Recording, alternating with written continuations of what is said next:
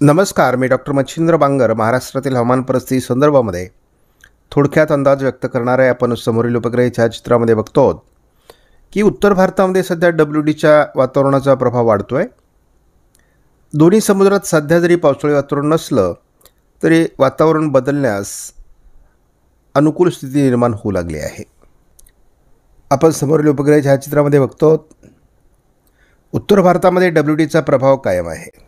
ECMW मॉडेलनुसार आपण जर बघितलं तर उत्तर भारतामध्ये WDची शक्यता याही मॉडेलने कायम दाखवली आहे. 4 तारखेला उत्तर भारतातील अनेक राज्यांमध्ये याचा प्रभाव राहणार आहे. याचा प्रभाव 5 तारखेला राहण्याची शक्यता काही राज्यांमध्ये आहे. 7 तारखेला मात्र याचा प्रभाव कमी होण्याची शक्यता आहे. ECMW मॉडेलने देखील ओरिसा, छत्तीसगड आणि विदर्भामध्ये पावसाची शक्यता वर्तवण्यास सुरुवात केली आहे. त्यामुळे 11 तारखेपासून महाराष्ट्रातील काही भागात अवकाळी पावसाची शक्यता वाढण्याचा अंदाज येतो आहे. आपण बघतो की साधारणपणे उत्तर भारतात WDचा प्रभाव ECMW मॉडेलने कायम दाखवला आहे. साधारण पुढील काही कालावधीमध्ये भारताच्या उत्तरेकडील अनेक राज्यांमध्ये पावसाळी वातावरण होईल हे बघतोच आहोत. परंतु दोन्ही समुद्रांमध्ये पावसास अनुकूल स्थिती देखील वाढत जाण्याची शक्यता आहे. त्याच दरम्यान आपण बघतो की 11 तारखेनंतर बंगालच्या उपसागराच्या किनारपट्टी भागाकडून एक ओरिसा मार्गे पावसाचं क्षेत्र तयार होईल, जे विदर्भावर थोडाफार प्रभाव टाकण्याची शक्यता आहे. तशी अजूनही दोन्ही समुद्रांमध्ये उच्च दाबाची स्थितीच आहे. त्यामुळे समुद्रांमध्ये अजून पावसास अनुकूल स्थिती निर्माण झालेली नाही. उत्तर भारतात WDचा प्रभाव चालू आहे. त्यामुळे साधारण 7 तारखेपर्यंत उत्तर भारतात WDचा प्रभाव राहील.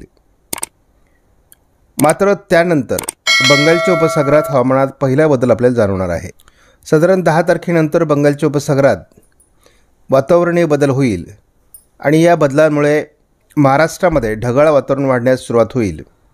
त्यातून हलका पाऊस विदर्भात पडण्याची शक्यता आहे.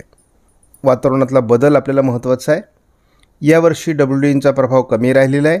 पुढील 10 दिवसामध्ये होणाऱ्या बदलात विदर्भाच्या दिशेने ECMW मॉडेल हे आता पावसाळी वातावरणाचा संभव दाखवू लागला आहे.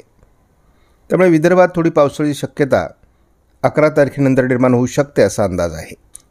सध्या देखील विदर्भात थोडं पावसास अनुकूल अशा प्रकारचे ढग निर्माण होऊ शकतात.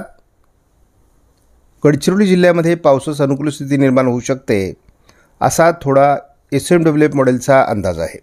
उत्तर भारतात WD येत राहणार आहेत. त्यांचा प्रभाव 6 तारखेपर्यंत राहील. 7 तारखेनंतर WDचा प्रभावही कमी होणार आहे. एकूणच WDचा प्रभाव कमी राहिल्यामुळे अवकाळी पावसाचाही प्रभाव महाराष्ट्रात कमी राहिला आणि एकूणच आत्तापर्यंत गारपिटीची कुठलीही शक्यता राहिलेली नाही.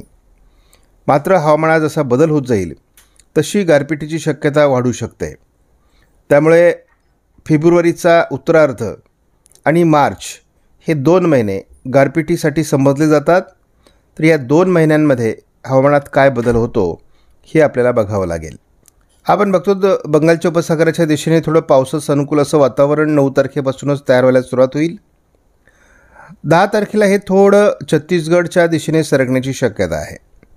आपण बघतो दोन्ही समुद्रातून अनुकूल अशी स्थिती निर्माण होत असल्यामुळे विदर्भाच्या दिशेने थोडं पावसाळी वातावरण सरकण्याची शक्यता 11 तारखेला अनेक मॉडेल दाखवू लागले आहेत. साधारण छत्तीसगडच्या दरम्यान हे वातावरण तयार होईल. त्यामुळे थोडं विदर्भात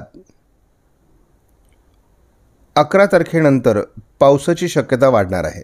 11 तारखेपासून पुढे वातावरणीय बदलाची शक्यता असून महाराष्ट्रातील काही जिल्ह्यांमध्ये अवकाळी पावसाची शक्यता वाढणार आहे. त्या संदर्भातील आपण माहिती वेळोवेळी देणारच आहोत.